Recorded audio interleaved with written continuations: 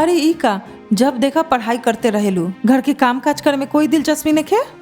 कल हमार एग्जाम बा माँ। अच्छा सुना, हमार फ्रेंड मेनिका के बेटी के शादी में जाना जरूरी बा। किचन में बहुत सारा बर्तन पड़ल बा धोए खातिर, ओकरा ठीक से साफ करके रख दिया। और वॉशिंग मशीन में कपड़ा भी रखल बा, वो भी धो दिया। अच्छा से धो के रख दिया हमरा आए से पहले, ठीक बा ना। हमरा लौटे से पहले फर्श भी अच्छा से साफ करके रख दिया। ओफो माँ, थोड़ा समझा करो ना। हम तो उसे बोली कल हमार एग्जाम बा, बहुत पढ़े का बा माँ, प्लीज पढ़े था ना। अगर ये सारा काम हम करम तो पढ़े नहीं न सकम, अगर बिना पढ़े गए तो लिखे हम नहीं न सकम। चाहे तू एग्जाम में लिखा या मत लिखा, पढ़ के कौन सा तू कलेक्टर बने वाला बारा तू। जैसे ही कॉलेज की पढ़ाई खत्म हुई तोर पापा तोर शादी कर दिहन। ससुराल में जेबू वहाँ काम ना करबू तो हमनी के का इज्जत रह जाई। ओफो, ई का बा माँ, ऐसे काय बोला तनी आप। तू माने चाहे ना माना, कलेक्टर बने के हमर गोल बा। अगर हमार एग्जाम ना रहली ना तो हम घर का सारा काम कर देत हली, लेकिन इस तरह एग्जाम का समय हमर से काम ना करावाना माँ। वो सब हम ना जाने नी। हाँ, जो काम हम बोले रहनी वो सारा खत्म कर दिया, ओकर बाद पढ़ लिया। ये सब छोड़ के हमसे सवाल करके हमके परेशान मत कर। हमरा देर होता, हम जाता नहीं। हाँ अरे सुन, हाँ अभी तक बिस्तर पे बैठल बिया, चल जल्दी आओ, दरवाजा बंद कर। सब कुछ एकरा बताए के पड़ेला। ओहो, आह,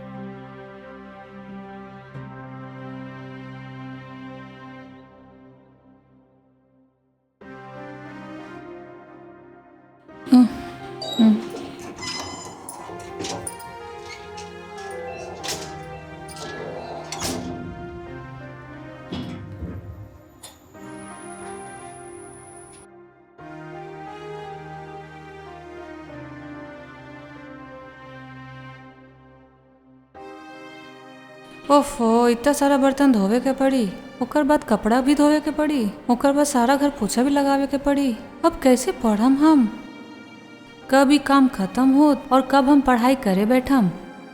ओफो, लाख समझावे के बाद भी हमार माई समझे के नहीं। हम्म हम्म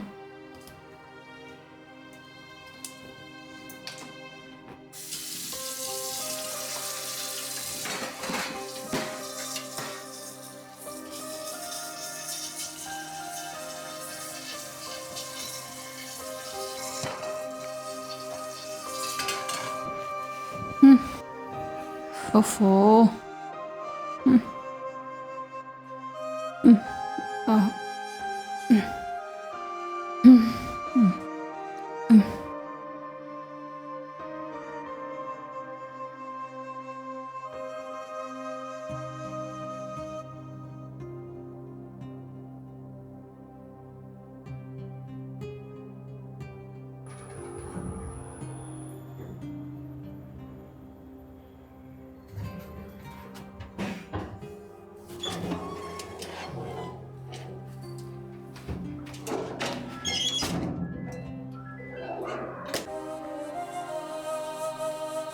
उफ,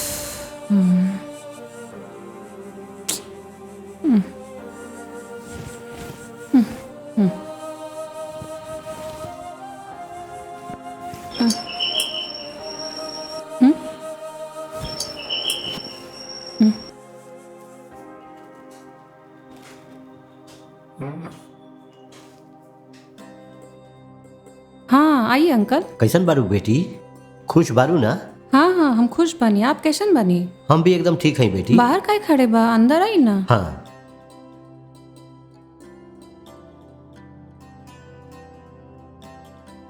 बैठिए अंकल। 2 मिनट अंकल, पिए खातिर कुछ लावत नहीं।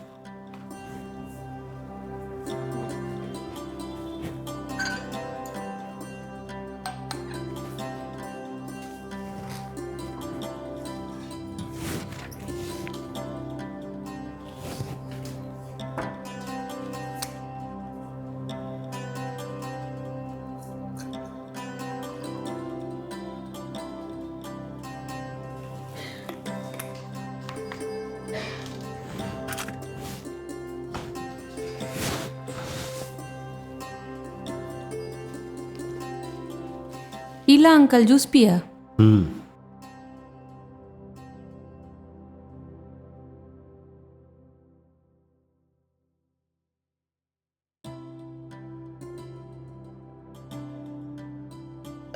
बैठा बेटी।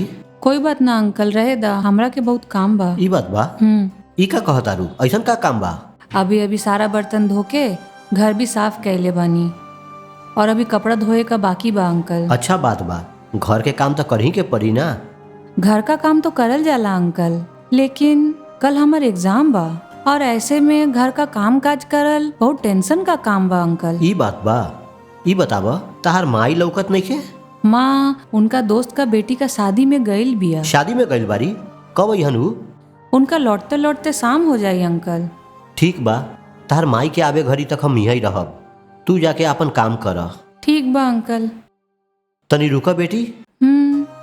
का अंकल? तू जाके पढ़ाई कर।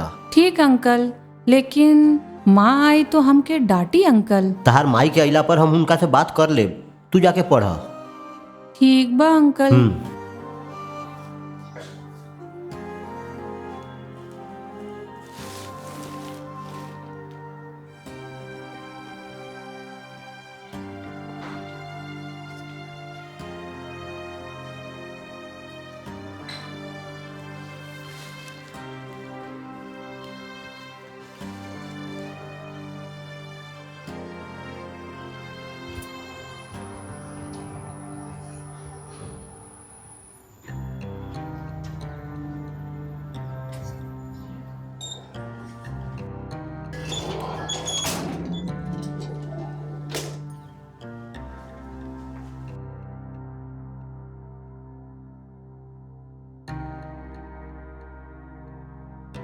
भैया भैया भैया उठी। आप कब आईनी भैया? हम तो सवेरे ही आ गेल रही। अच्छा ये बात बा, ठीक तो बारा ना? हाँ एकदम ठीक है। हम बैठा।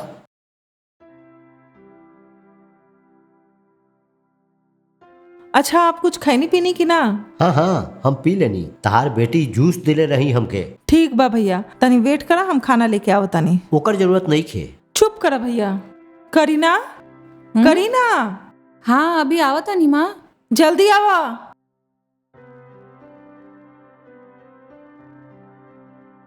बोला माँ। अंकल आइल बनी ना, इनकरा लगी कुछ खाए के बना दा। माँ हमके बहुत पढ़े का बा माँ। अरे जब देखी बोलते रहे पढ़े के बा पढ़े के बा। हम जो काम देनी है कर देलू। हाँ रसोई का काम हो गए और फर्श की भी बढ़िया से साफ कर देनी। वॉशिंग मशीन में अभी तक कपड़ा ना डालनी है। का कहलू? वॉशिंग मशीन में अभी तक कपड़ा ना डालू? काहे ना डालू तू? हम ही एकरा कपड़ा पीछे से मना कैनी। ओहो, तो आप काहे कहनी एकरा? देखो काल एकरा परीक्षा में लिखे के बा और तू एकरा घर के काम काज करे खातिर कहतारू, तो ई परीक्षा में कैसे लिखी? आप भी ना भैया, अभी एग्जाम देके का करे वाला भैया? डिग्री पूरा होए के बाद अब एकर शादी ही करवाए वाला बानी हम। ससुराल में जाके काम तो करे के ही पड़ी। घर के काम का जरूरी बा, पढ़ाई ना। का हो गइल बा तहरा? ई जमाने में ऐसन तरह के बात करतारू। बेटी जात के लिए सबसे बड़ा दौलत शिक्षा बा और शिक्षा के पूरा कइला तो इनकर कर्तव्य बा ना। बात माना, जब तक ई परीक्षा में अच्छा से लिख ना ली तब तक एकरा के घर के काम से दूर रख। परीक्षा खत्म होला के बाद एकरा से घर के काम करावा तू। परीक्षा के समय ऐसे काम करैला ठीक नहीं खे, समझ गइलू? ई अच्छा से पढ़ लिख के अच्छा काम करे खातिर सोचतिया, यही से अच्छा से एकरा पढ़े लिखे द तू। ई सब छोड़ के बियाह करे के बा, वो करे के बा बोल के एकरा परेशान मत कर तू। एकर भी कुछ सपना बा एकर जिंदगी के लेके। अरे ओकरा बारे में सोचा ना तू।